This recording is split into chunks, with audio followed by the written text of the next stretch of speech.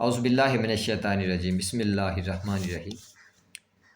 دوستو، فطرت اللہ تعالیٰ کی بڑی خوبصورت ایک تخلیق ہے۔ جو نظام ہستی جو چل رہا ہے اسی فطرت ہی کے زیر سایہ چل رہا ہے، اسی فطرت کی وجہ سے چل رہا ہے۔ اب جس وقت یہ کائنات ختم ہوگی تو اس کے لیے ضروری ہے کہ یہ فطرت سب سے پہلے ختم ہوگی۔ اب اسی لیے اللہ تعالیٰ نے واضح کیا ہے کہ ایک فطری نظام ہے کہ چاند گرہن کا لگنا، سورج گرہن کا لگنا۔ اس کے بعد اللہ تعالیٰ نے فرمایا ہے کہ جیسے ہی چاند گرہن لگے گا تو وہ رات، اس رات کی قسم کھائی اللہ نے، جب وہ رات جانے لگے چاند کی قسم کھائی ہے، اور صبح کے طلوع ہونے کی قسم کھائی ہے کہ اس رات کے جاتے وقت اور صبح کے طلوع ہوتے وقت اور جس رات چاند گرہن لگے تو یہ فطرت بدل دی جائے گی۔ اس لیے فرمایا وَجُمِعَ الشَّمْسُ وَالْقَمَرُ، یعنی چاند اپنی فطرت کے مطابق اپنے آربٹ میں نہیں رہے گا بلکہ اپنے آربٹ کو چھوڑ کے سورج کی طرف چلا جائے گا، سورج اور چاند کو جمع کر دیا جائے گا۔ تو اسی چیز کے حوالے سے ایک اور آیت میں اللہ تعالیٰ نے فرمایا کہ جب یہ واقعہ وقوع پذیر ہوگا تو اس وقت کیا ہوگا؟ زلزلہ ہوگا قیامت کا۔ اس زلزلے میں سب سے پہلا کام کیا ہونا ہے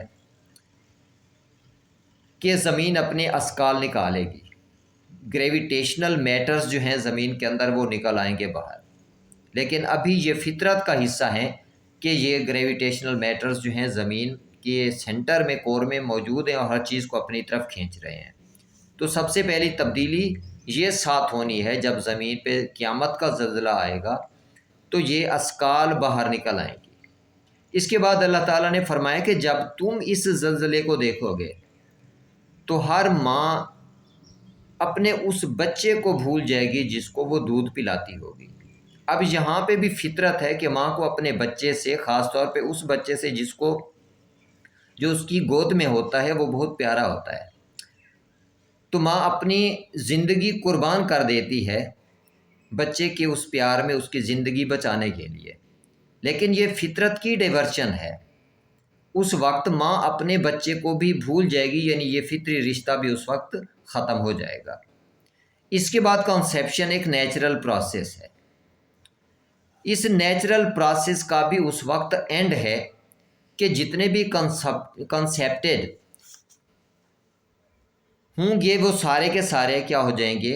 ختم ہو جائیں گے۔ تیسری چیز جو بتائی اس ذات نے کہ آپ ہر انسان کو ایسے دیکھو گے جیسے نشے میں مدہوش ہے۔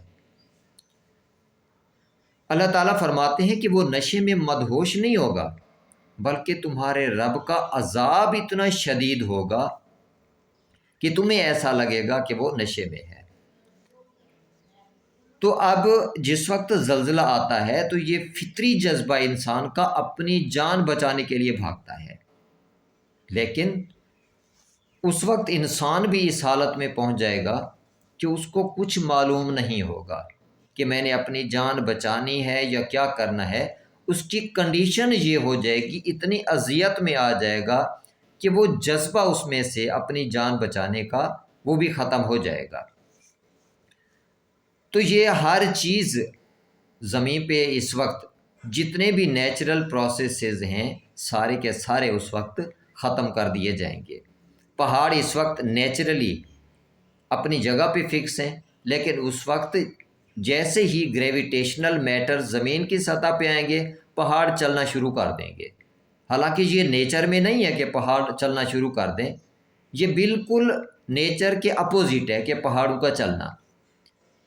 تو اس زلزلے کے دوران پہاڑ بھی چلنا شروع کر دیں گے اپنی جگہ سے، ان کی موومنٹ شروع ہو جائے گی۔ تو یہ نیچر مکمل طور پہ اپنے اینڈ کو پہنچنے والی ہے جس وقت یہ قیامت کی ابتدا ہوگی۔ اب نیچر ہے کہ آسمان کے ستارے ہیں، ایک پیٹرن میں ہیں، لیکن اللہ تعالیٰ فرماتے ہیں کہ میں ان ستاروں کو، اس آسمان کو لپیٹ دوں گا، اور اس آسمان کو ایسے لپیٹوں گا جیسے تور مار میں اوراق لپیٹے جاتے ہیں۔ اس کا مطلب ہے اس نیچر کو بھی کیا کر دیا جائے گا؟ ختم کر دیا جائے گا۔ اس کی وجہ کیا ہے؟ کیونکہ ایک نیا نظام قریب لایا جائے گا، کیونکہ یہ کائنات وقت کے دھارے میں بہہ رہی ہے۔ اس وقت کو ختم کر دیا جائے گا، صرف ایک دن یہاں پہ قائم رکھا جائے گا جس کی ڈیوریشن 50,000 سال کے برابر ہے، تاکہ ہر انسان سے اس کے اعمال کا جواب لیا جائے۔ اس کے بعد پھر اس کو اپنی منزل پہ، اگر وہ جنت کے لائق ہے تو اس کو جنت میں بھیج دیا جائے ہمیشہ کے لیے، کیونکہ جنت میں کوئی وقت نہیں ہوگا، اور وہاں پہ انسان ہمیشہ ایک ہی ایج میں یعنی جوانی کی عمر میں رہے گا، ضعیفی وغیرہ اس پہ نہیں آئے گی۔ اسی طرح جہنم میں بھی وقت نہیں ہوگا، اس میں بھی وہ اسی طرح رہے گا، مسلسل جلتا رہے گا، عذاب میں مبتلا رہے گا، یعنی اس کا خاتمہ وہاں پہ بھی نہیں ہونا۔ تو یہ نیچرل پروسیسز جتنے بھی ہیں قیامت میں، ابتدا اسی چیز سے ہوگی کہ نیچرل پروسیس کیا کر دیے جائیں گے، ختم کر دیے جائیں گے۔ تو اس لیے اب اس فطرت کو جب آپ دیکھتے ہیں، ہوائیں چلتی ہیں، پھول کھلتے ہیں، پھل پکتے ہیں، ان تمام چیزوں کو دیکھ کے اللہ کا شکر ادا کیا کریں، کیونکہ ابھی آپ سکون میں ہیں۔ اللہ کی ان نعمات کو ابھی انجوائے کریں آپ، اللہ کا شکر ادا کرتے ہوئے، کیونکہ عن قریب یہ سب کچھ ختم ہو جائے گا اور وہ منظر بہت بھیانک ہوگا۔ تو ابھی جب آپ کو اللہ نے مہلت دی ہے تو یہ خدا کی بہت بڑی نعمت ہے، تو اس لیے خدا کی نعمات کا شکر ادا کرتے رہیں اور اپنے اعمال پہ غور کرتے رہیں، کیونکہ آپ نے اپنے ہر عمل کا، ہر سوچ کا، اپنے ہر کردار کا اپنے خدا کو جواب دینا ہے۔ امید کرتا ہوں ویڈیو پسند آئی ہوگی، چینل کو سبسکرائب کر لیں، بیل آئیکن کو پریس کر لیں تاکہ میری آنے والی ویڈیوز آپ تک پہنچتی رہیں۔ دعا گو اللہ کی امان میں رہیں۔ اللہ حافظ۔